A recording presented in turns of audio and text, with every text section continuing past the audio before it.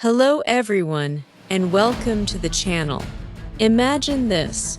You've built a life you're proud of, a high-powered career in New York City, your own sleek apartment with skyline views, complete freedom, and a relationship that feels easy and exciting. Then at 3:17 a.m., your phone rings. Your father has suffered a massive heart attack. In that moment, everything changes. You're torn between the independent American dream you fought so hard to create and the deep pull of family duty from your South Asian roots. What would you choose? Your dreams and freedom, or your family and culture? Today's story, The Weight of Threads, is a powerful, suspenseful, and deeply emotional tale, exploring the clash between South Asian family values and Western individualism. It builds with slow-burning tension and delivers a meaningful, heartbreaking conclusion. Grab a tissue, get comfortable, and let's begin. The Weight of Threads.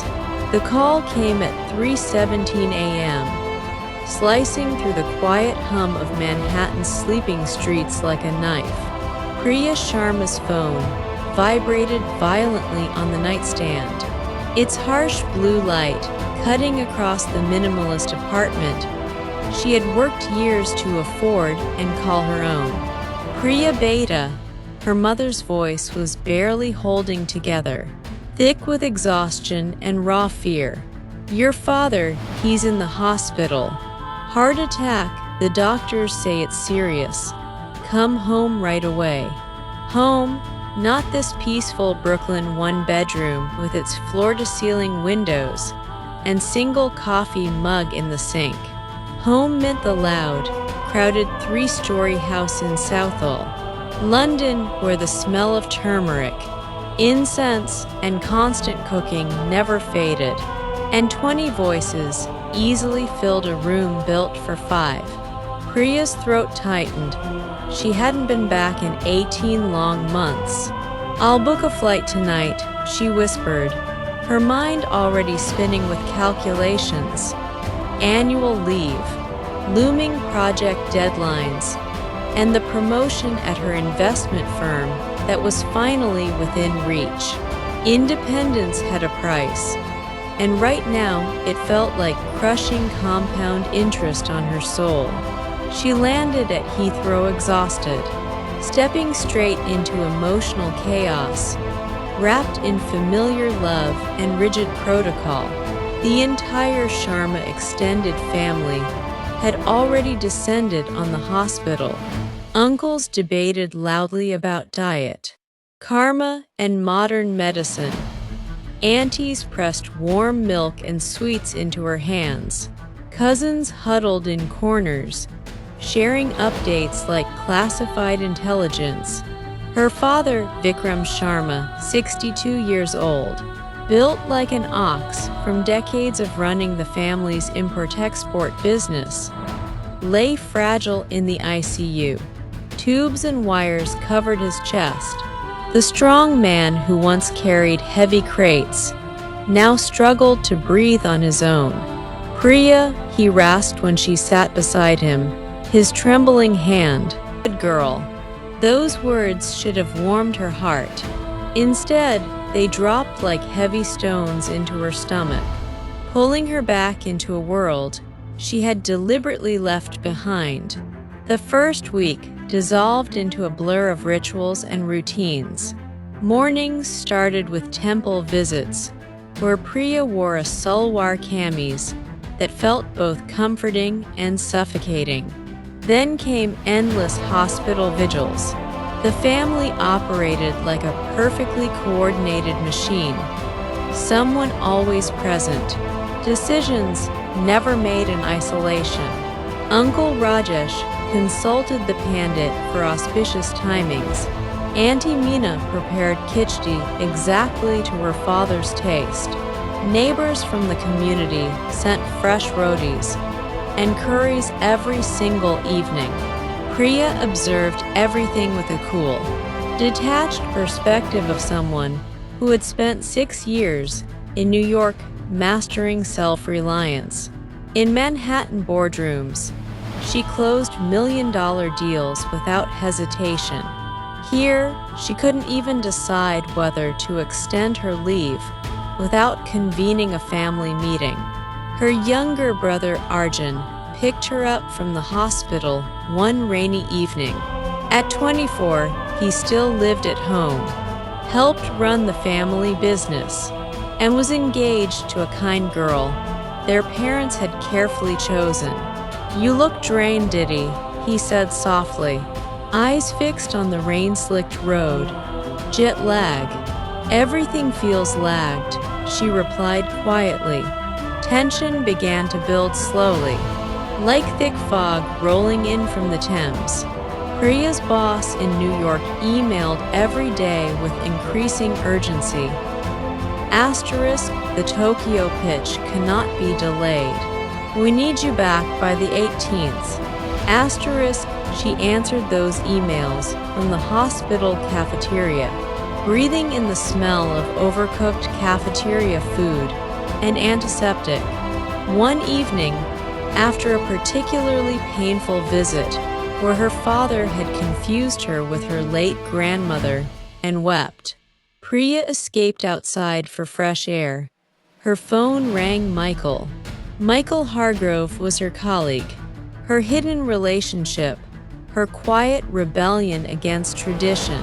Tall, sandy-haired, with a relaxed laugh that let her forget duty for blissful weekends. They had been together for 7 months, casual by his standards, complicated by hers. "How's your dad doing?" His voice carried that straightforward American warmth, genuine concern without layers of guilt or expectation. "Come back when you can. My apartment feels too quiet without your ridiculous green smoothies invading the fridge." She laughed despite the heaviness in her chest. The sound felt strangely foreign on these London streets, lined with Indian shops. When she returned to the family house, the living room was packed. Her mother, Sunita, looked smaller and older but spoke with quiet steel. "Priya Beta, sit down. We need to talk about the business." The family laid it out clearly. Suppliers back in India were getting nervous about credit and long-term deals. They wanted visible family leadership. They wanted asterisk her asterisk, the successful daughter who had made it in the West.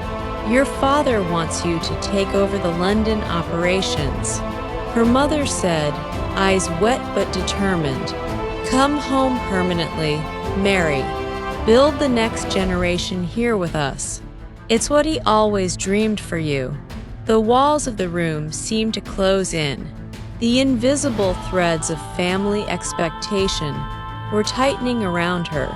That night, Priya lay awake in her old childhood bedroom, staring at faded posters and old textbooks. She opened her laptop and browsed flights back to New York, back to Michael, back to the life where her achievements belonged only to her. But her father's words echoed, "Beta, the family is the only real wealth that matters." Arjun found her raiding the kitchen at midnight. "You've changed," he said, biting into cold gulab jamun. "You look at all of us like you're already planning your escape route. Is wanting my own life so wrong?" Priya shot back, "I built a real career by myself." "By yourself," Arjun repeated sadly, "while we stayed here, holding everything together for Papa. Every success of yours gave him strength through tough times." The story reached its emotional peak on the 10th day. Her father had been moved out of ICU and was weak but lucid. The whole family gathered in his private room, flowers, sweets, and forced smiles everywhere. Vikram gestured Priya closer. "Beta, I must tell you something before it's too late." The room fell silent. Many years ago, I had an offer to expand alone to America. Big money, new life, total freedom.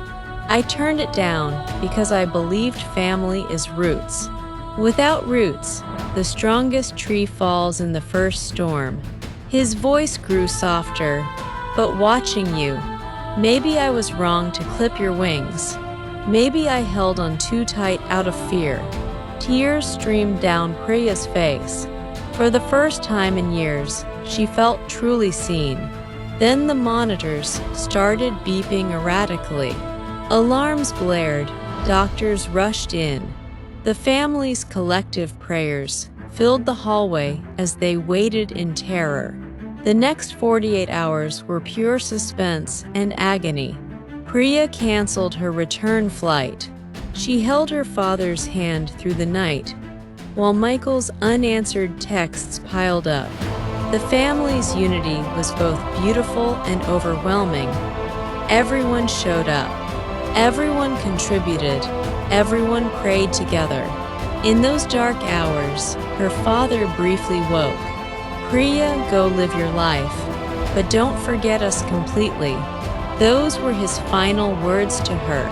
He passed away that night. The funeral was overwhelming.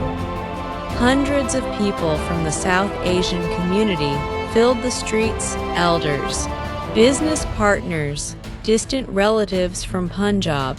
They carried Vikram's body with the solemn rhythm of ancient tradition. Priya walked behind, supported by her mother and brother, feeling the weight of every stare. The successful daughter who had chosen the West. Michael flew over for the funeral.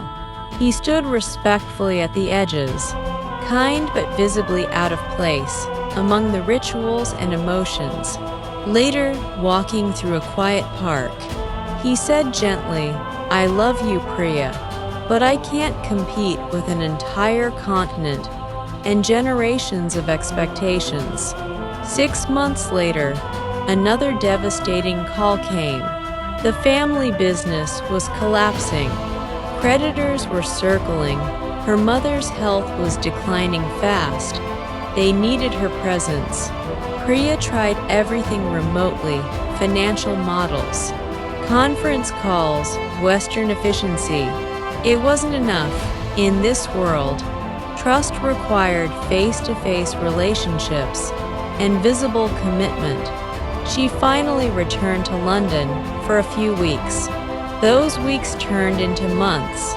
She merged her sharp American business tactics with the family's deep relational wisdom.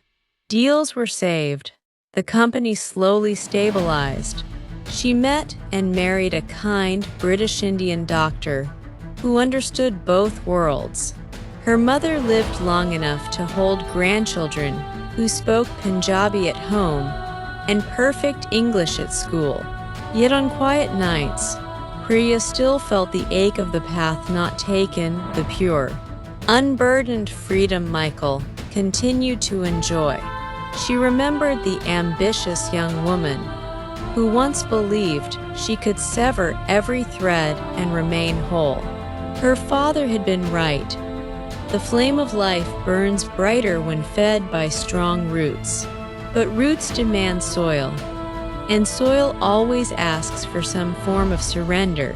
In the end, Priya chose the richer, heavier, more complicated life. The true tragedy would have been thinking she could only choose one world.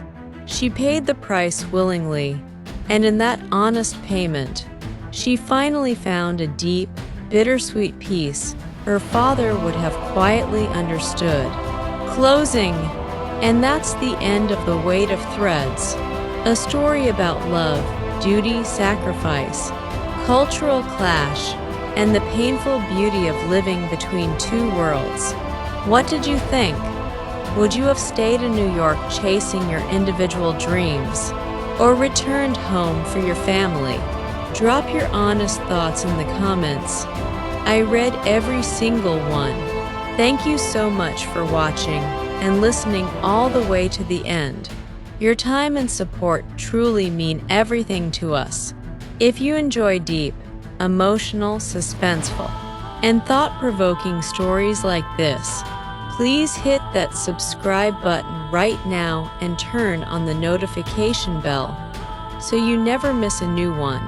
Stay connected with the channel, keep an open heart, and take care of your loved ones no matter where they are in the world. We'll see you in the next story. Thank you and God bless.